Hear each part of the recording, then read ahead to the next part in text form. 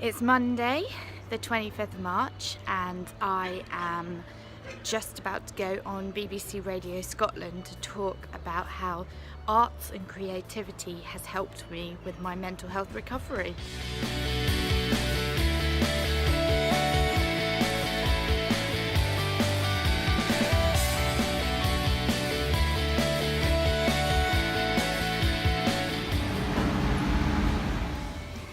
So I'm just in the BBC studios and just about to go on air.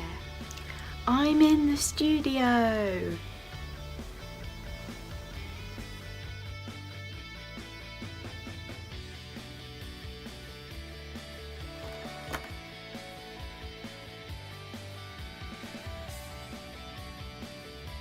Thank you. Well, I was diagnosed with bipolar 2 years ago. I was admitted to hospital with a manic psychotic episode due to a variety of life stresses, one of which was being a doctor, working long shifts. And at that point I started writing purely out of boredom of being in hospital, so writing down my thoughts, writing down my feelings, some of which made sense and some of which didn't at the time.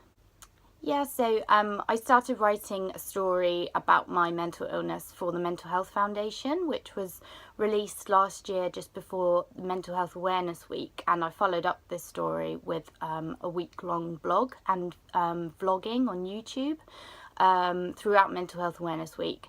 And then the poetry started flowing out of me as well. So and since then I've received a lot of good feedback, a lot of sort of a flurry of people who have said that they can relate to my work and what I write about.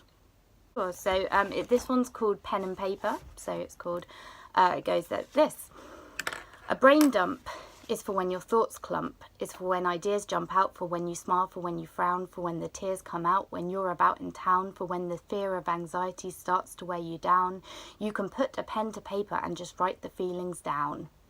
And it doesn't need to rhyme, and it doesn't need to beat on time, and I can take as long as I need to write because it's my crazy thoughts, amazing things I've been taught, desires sought after, battles I've fought.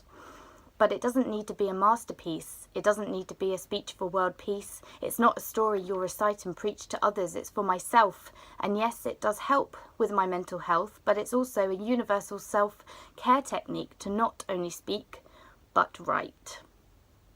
I don't think like I would have found sort of my creative spirit without going through the experiences that I've been through. It's sort of given me a little bit more of a purpose in life as well, to spread the message around mental illness and that it can happen to anyone and everyone, and just how great the arts are. I just look back and think, how did I get through it without the arts at that stage? And it also is resonating back to when I was in hospital as well, and with the psychiatrists treating me and doing a very good job of it, but also I would speak to them and I would talk about my poetry and my writing with them, and I think in mental health then that's just so important to be able to get to know the person holistically as well.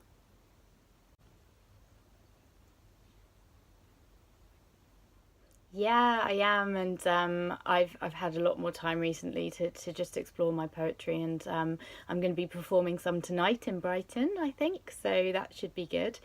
Yeah, and I just want to finish just saying that I just think that in terms of social prescribing and prescribing the arts, I just think it can be such a powerful adjunct to conventional treatment, and how engaging with it can help people feel much less socially isolated as well.